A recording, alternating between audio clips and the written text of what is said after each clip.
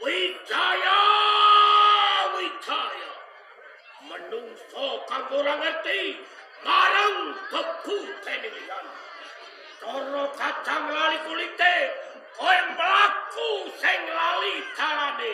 Kowe Wijaya, kowe ora eling lakon brubuh karaton Singosari. Siapa maratuamu? Prabu Kartanegara gugur, uripmu kelambelangan, kowe kejarang-jarang. Sedina mangan rung, dina ora mangan, kowe ngeleset jaluk pengayoman karo bapakku banyak wide Arya Wiraraja ing Sumenep. Nanging bareng saiki kowe selingkuh Ciklang Sela tumbang. Tumpeh kowe kuwasa njur kumangsa. Tumpeh kowe dar kowe menang sawenang-wenang. Babar pisan kowe ra ngrewes. Kowe ora ngajeni marang Ronggolawe. Kowe ora ngajeni Ronggolawe. Kerancingan kowe Wijaya.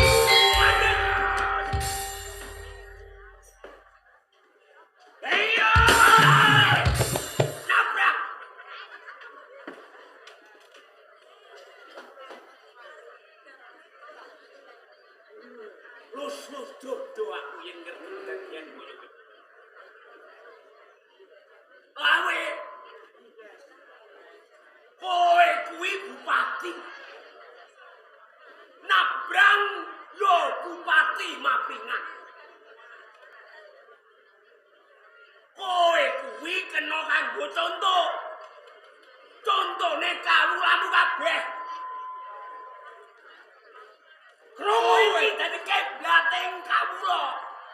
Nek tundakmu kaya ngene iki kaya watake bocah anon. Krungu kowe, krungu. Ya kowe barang kuwi. Yang iki dadi bupati iki kudu duwe patokan. Ing Arsa Suntulada, ing Madya Mangunkarsa, Tutpuri Handayani. Kowe iki dadi ngarep. Bisa kanggo contoh tulodo. Tuladane kawula. Lho yen kowe seneng padu, seneng tukaran, kawula ku piye? Bener bupatine goblok ora tau sekolah. Oh ya goblok.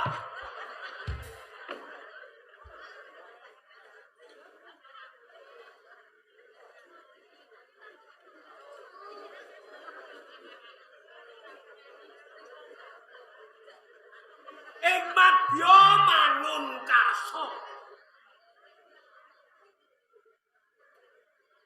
Kowe kuwi kudu bisa kanggo tulodo. Yen ana tumindak sing becik, ayo disembuyung. Ben kuwati negarane aja nganti rusak lan dijajah marang wong mancanegara. Tutpuri Handayani. Manut apa kersane pengayoman? Waton pengayoman iki duwe tujuan sing apik. Aja manggon mburi terus jegali.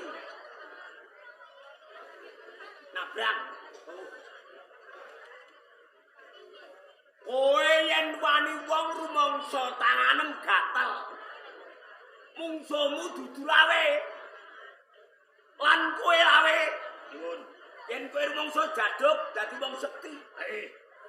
Tandingmu dudu nabrak. Jenengan, ayo yen kowe wani iki lho, ken soro nek jajal. Ayo.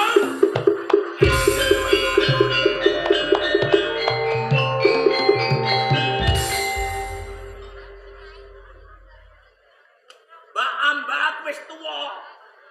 Kowe lak tempile ora jengking tak guroni kowe. Mbak Ambak wis pikun. Ngadeg ibarat yen ora tuwak nganggo teken. Kowe tak idrone ora kati setelung dina tak guroni kowe. Arep ngedir-ngedirke. Abrang. Ben kedadian iki ora nganti cengkah kaya ngene. Bali ning Mapringan.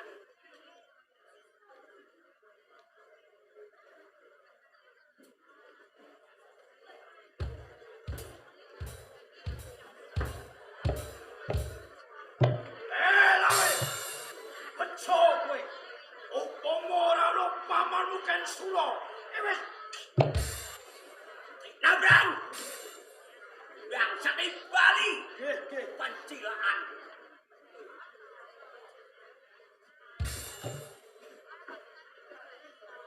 Lawe.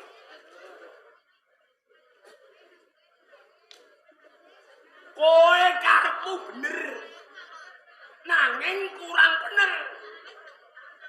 Bener kowe. Derajatmu mung sak bupati bawahan. Kalah kuwasa marang Sang Prabu Kertarjasa Jayawarga.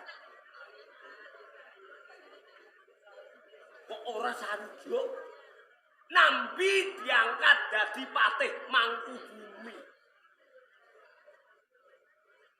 Mbok aja kaya ngono to lawe. Manut apa kang dadi kersane Sinuwun Prabu Kertarjasa Jayawardana. Nganti aku berbeki kowe iki. Kowe dianggep gajah bedol saka wandilan. Ora ana sing bisa nyekel gajah yen ora seratine. Kowe gajahe aku dianggep seratine, aku supaya nyekel kowe. Kula kedah wangsul sowan Mojopahit. Bener? Aman? Piye? Menawi kula purun wangsul sowan nyembah lamaane Kartarjasa Jayawardhana bejo ratu ing Mojopahit. Nanging menawi Ronggolawe boten purun wangsul sowan wonten ing kraton Mojopahit, ateges Ronggolawe balelo balelo bale bale.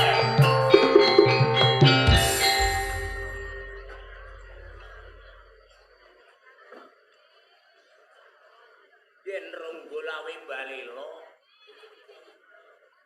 terus Mojopahit mengko piye kan?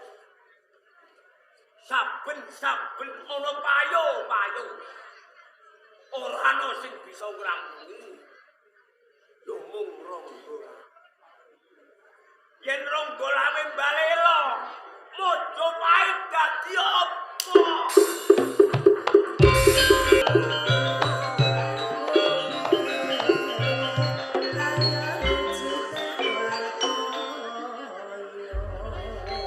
Sakabehing para prajurit, mestine kowe kabeh wis mangerteni. Suasana ning kraton Mojopahit lagi ora tentrem. Karo ora trimane Kakang Lawe Adipati Tuban. Mula kanthi kuwi kowe kabeh kang supaya ngripih Adipati Tuban ya Ronggolawe. Yen kena kok ripih. Parandene ora kena karipih purba kapasrahan lan kowe kabeh. Mula kanthi kuwi kowe kabeh kudu siap siaga. Ngadepi Kakang Lawe lan prajurit mereka Adipati Tuban. Kira-kira kowe kabeh wis padha siap apa durung? Menani sedaya prajurit wonten ing Mojopahit. Namung mengko dawuh dumateng panjenengan Gusti Pati Ayu. Yen wis kabeh wis antep atimu, ayo cepake liman pinangka kanggo titian tumeka ana ing Kadipaten Tuban. Estu akan dawuh. Saben para prajurit, Saka Makarya, Ngestya Sanjata lumaksana makita-kita. Kangge